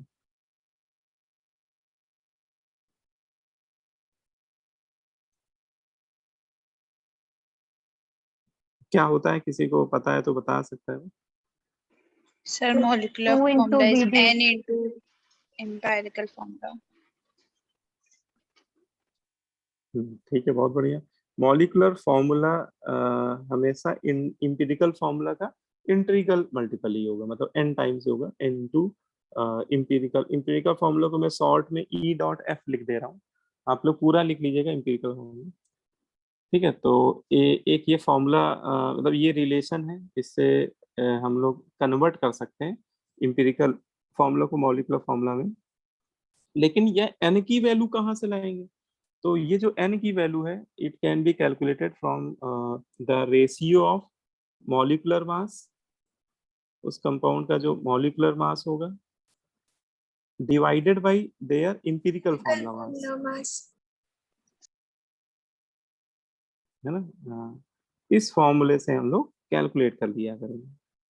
अच्छा, मॉलिक्यूलर फॉर्मूला आपको दे ही दिया जाएगा। अगर मान लो कभी ना दिया जाए तो आपको वेपर डेंसिटी दे दिया जाएगा, और वेपर डेंसिटी का जस्ट डबल होता है मॉलिक्यूलर मास, है ना।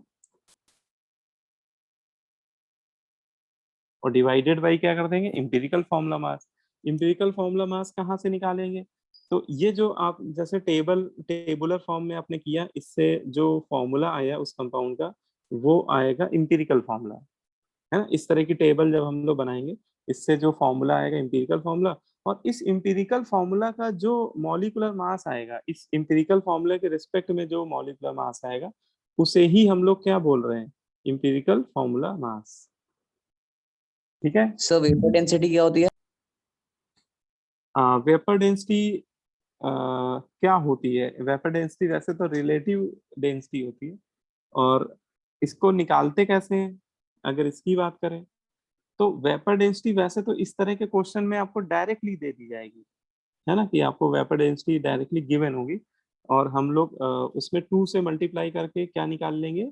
उस कंपाउंड का मोलर मास निकाल लेंगे। ठीक है। लेकिन अगर आप ये पूछना चाह रहे हैं कि वेपर डेंसिटी को कैसे निकाला जाता है ना, वेपर डेंसिटी का कैलकुलेशन कैसे करते हैं, वैसे बता देता हूँ। चलो, वेपर डेंसिटी का कैलकुलेशन वैसे अभी एम्पिरिकल फॉर्मूले के टाइम नहीं पूछा जाएगा, लेकिन अगर इसके बारे में समझना चाहते हो तो वेपर डेंसिटी की रिलेटिव डेंसिटी होती है। इसको आप ऐसे समझ लीजिए, vapour density defined as density of gas, किसी गैस या वेपर के रिस्पेक्ट में ही डिफाइन होती है। तो किसी गैस या वेपर की जो अपनी डेंसिटी है उसको अगर हम लोग हाइड्रोजन गैस के रिस्पेक्ट में कैलकुलेट करें, डेंसिटी ऑफ हाइड्रोजन, है ना, तो उसका जो रेशियो आता है वही उस कंपाउंड की क्या होती है? वेपर डेंसिटी होती है। Vapour density is defined as density of gas और वेपर, क्योंकि ये जो फॉर्मूला है या तो ये किसी गैस के लिए लगेगा या फिर कोई कंपाउंड जो वेपर फेस में है जिसकी वेपर बन सकती हो उसके लिए भी लगा सकते हैं। ठीक है। और उस गैस की density divide by density of hydrogen gas जो होगी वही उसकी क्या होगी? वेपर डेंसिटी होगी। ठीक है।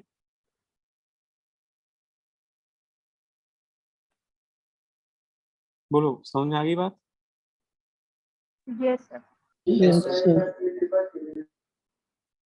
है ना। और ये जो फॉर्मूला है ना, molar mass equal to twice into vapour density, ये रिलेशन इसी फॉर्मूले से ही आता है। ये रिलेशन इसके जो बेसिक ये एक्चुअली बेसिक डेफिनेशन होती है वेपर डेंसिटी की, इसी इसी से वो फॉर्मूला आता है, molar mass equal to twice into vapour density, है ना। बोलो भाई, आई बात समझ में सभी को? Yes, sir. Yes, sir. Yes, no. तो एक क्वेश्चन आपको मैं देता हूँ, बस 2-3 मिनट और लगेंगे, तो वो भी आप अटेम्प्ट कर लीजिए, फिर आज का लेक्चर कंप्लीट कर देंगे।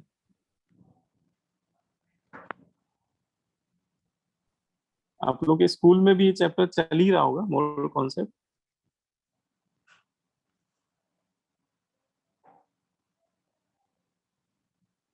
चल रहा है कि नहीं चल रहा है? सर ये चैप्टर हो चुका है। है ना, कंप्लीट भी हो गया होगा। हाँ, स्कूल में तो खैर सब जल्दी जल्दी करते थे।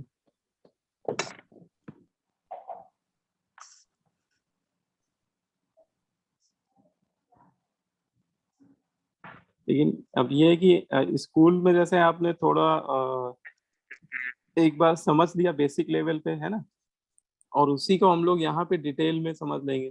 ठीक है। तो आपका रिवीजन भी हो जाएगा। ठीक है। और क्योंकि हम लोग जो पढ़ेंगे वो बहुत डिटेल में पढ़ेंगे, उसमें ये नहीं कि जल्दी जल्दी पढ़ लिया, ये हम लोग का टारगेट नहीं रहेगा।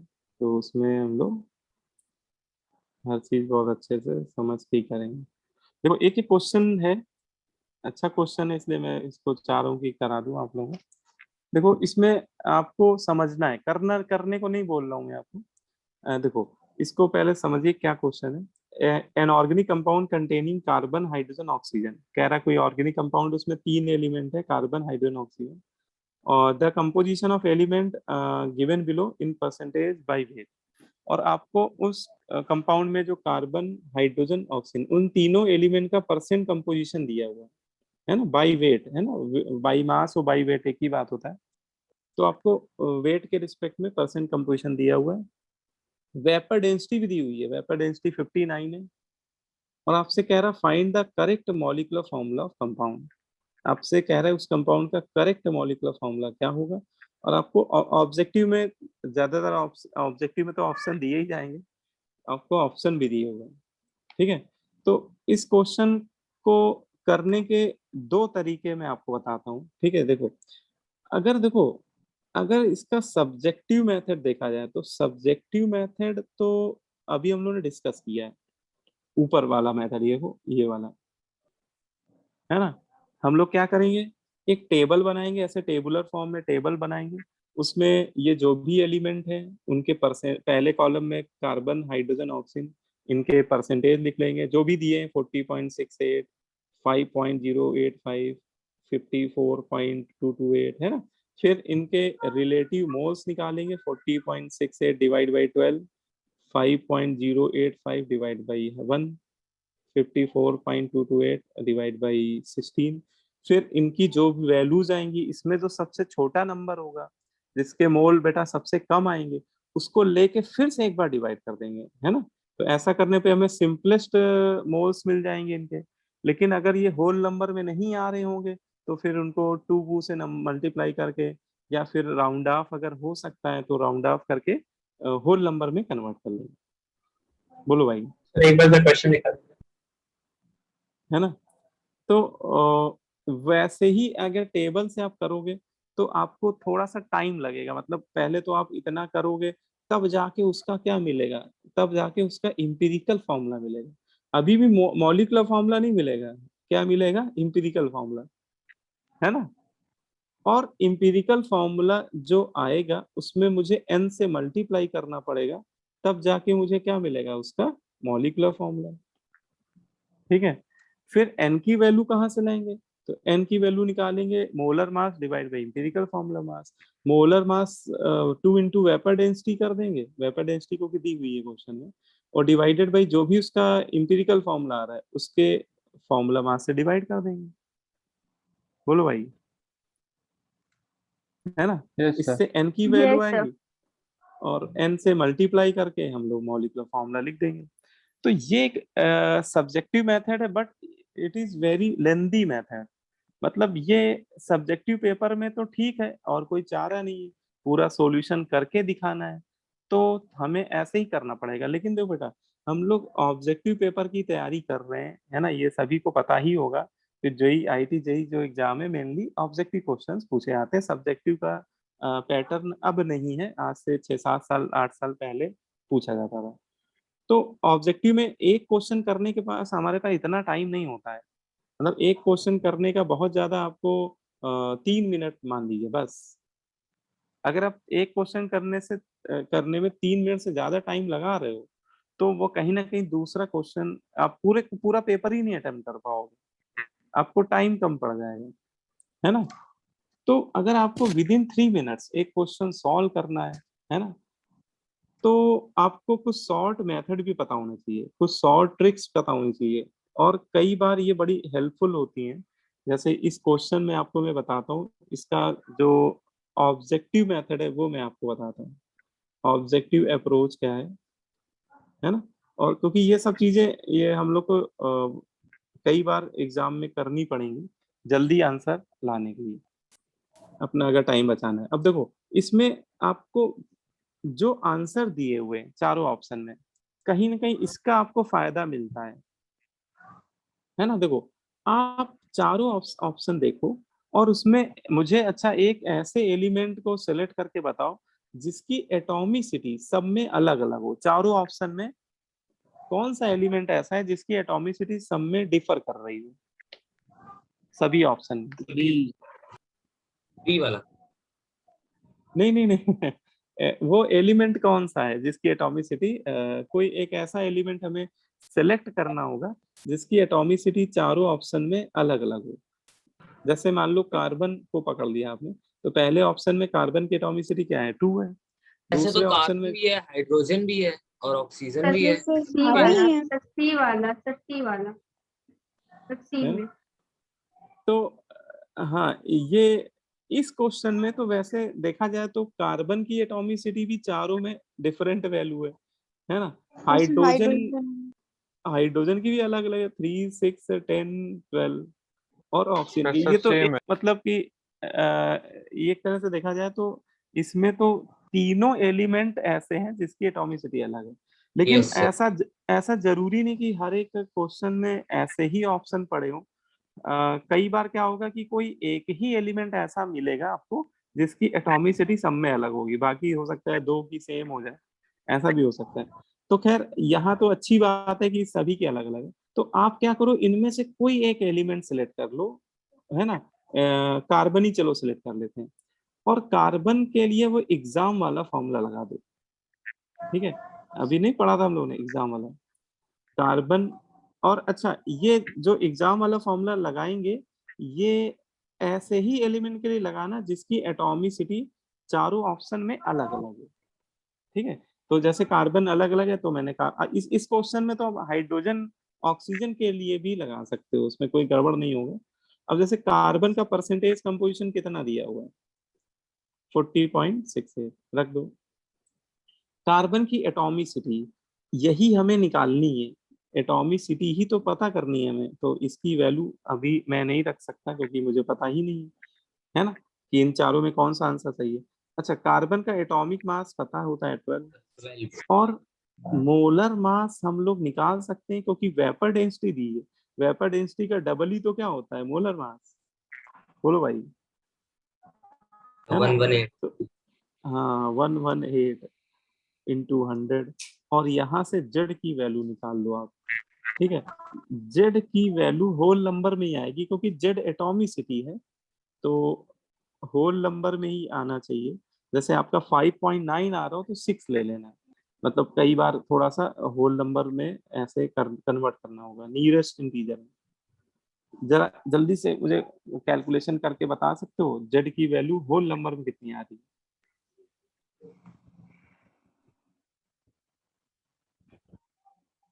सर सबका मॉलिक्यूलर फॉर्मूला भी तो चेक कर सकते हैं, मॉलिक्यूलर वेट। हाँ, वो भी एक ऑप्शन है, उससे भी कर सकते हैं, सर 4 आ रही है ना। इससे जब आप निकालोगे तो जेड की वैल्यू 4 आएगी। 4.002। हाँ, एग्जैक्ट 4 तो नहीं आएगी, 4.02 आएगी, लेकिन वही बात है ना, atomicity should be in whole number. तो 4.00 को राउंड ऑफ कर दो होल नंबर में तो क्या आ जाएगा, 4 आ जाएगा। बोलो भाई, है ना, एटॉमिसिटी होल नंबर में होती है। और अब देख लो कि चारों ऑप्शन में किस ऑप्शन में कार्बन की एटॉमिसिटी 4 है। इन चारों ऑप्शन में देखो किसकी कार्बन की एटॉमिसिटी बी है। बस यही आंसर हो गया हमारा। मतलब आपको कोई टेबल है, हाइड्रोजन ऑक्सीजन से मतलब नहीं से किसी सर, मतलब इनमें से अगर कार्बन का नहीं ले तो हाइड्रोजन ऑक्सीजन दोनों में से किसी का भी ले सकते हैं तो भी हो जाएगा। तो भी हो जाएगा, है ना। जैसे आप ऐसा करना, एक बार हाइड्रोजन के लिए करके देखना। तो इसमें क्योंकि देखो इसमें चारों ऑप्शन में हाइड्रोजन की एटॉमिसिटी भी अलग अलग है, तो अगर हम लोग हाइड्रोजन के लिए भी लगाएंगे यही वाला फॉर्मूला, तो उससे भी हमारा आंसर पकड़ में आ जाएगा। उसमें हाइड्रोजन की एटॉमिसिटी 6 आने लगेगी जब आप करोगे तो। या कोई बच्चा ऑक्सीजन के लिए भी करेगा ना तो भी उसका आंसर सही आ जाएगा, क्योंकि ऑक्सीजन की एटॉमिसिटी भी सब में अलग अलग है, और किसी भी 2 ऑप्शन में सेम नहीं, वो 4 आ जाएगी। तो इसमें तो आप किसी भी एलिमेंट, इन तीनों में से किसी भी एलिमेंट के लिए एग्जाम वाला फॉर्मूला लगा सकते थे, क्योंकि ऑप्शन आपको ऐसे दिए हुए थे यहाँ पे, है ना। लेकिन अगर कभी कई बार ऐसा भी होगा कि किसी एक ही एलिमेंट की एटॉमिसिटी डिफर कर रही है, तो फिर आप केवल उसी के लिए लगाना हाइड्रोजन का फॉर्मूला। 6 आ रहा है 6.003। हाँ 6.03, तो मोटा मोटा कितना हो जाएगा राउंड ऑफ करोगे तो 6। 6 हो जाएगा। अब इन चारों ऑप्शन में 6 एटॉमिसिटी देखो किसमें है, हाइड्रोजन के रिस्पेक्ट में, इसी में आ रही है ना, तो बी बी आंसर हो जाएगा। तो मतलब कहने का मतलब ये है कि ऐसे क्वेश्चन में हम लोग फिर कन्वेंशनल मेथड से नहीं करेंगे, क्योंकि हमें यहाँ पे टाइम सेव करना है। और ऐसे आप 1-2 मिनट 1 मिनट मैक्सिमम में आसानी से आंसर पता लगा लो, ठीक है ना। अभी देखो एक बच्चे ने और एक बात बताई, हाँ देखो वही मैं बता रहा था कि इसमें हम लोग ये भी कर सकते हैं कि मोलर मास भी निकाल के बता सकते हैं। आप चारों का वो थोड़ा सा टाइम टेकिंग हो जाएगा, इसलिए मैं उसको नहीं बोल रहा हूँ कि आप चारों का मोलर मास निकाल लो, और जिसका मोलर मास इसके डबल वैल्यू के बराबर आ रहा हो, 118 आ रहा हो, वही वही हमारा आंसर हो जाएगा, है ना। Yes sir. ठीक।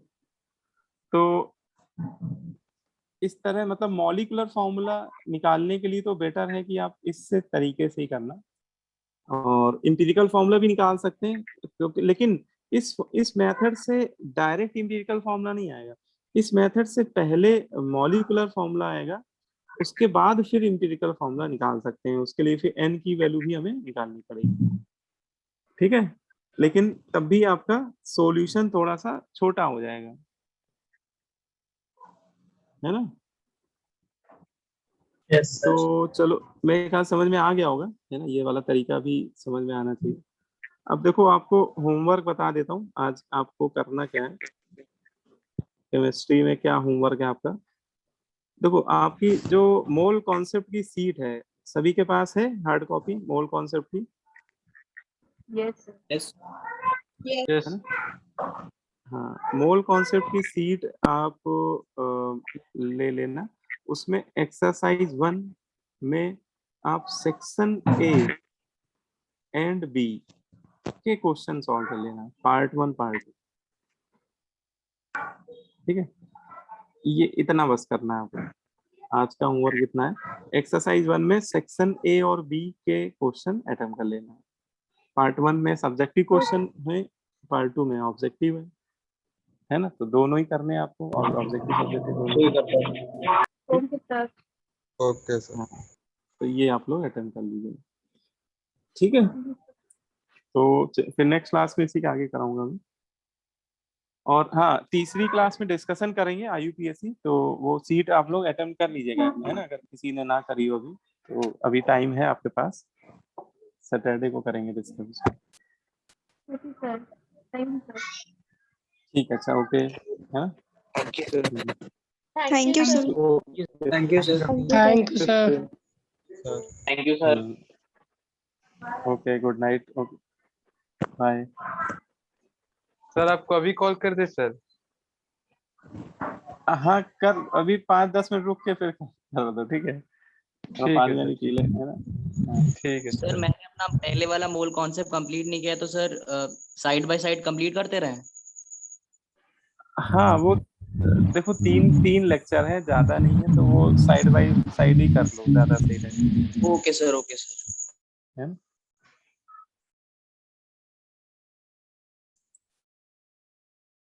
चल ठीक है बेटा, वाइंड अप कर रहा हूँ मैं।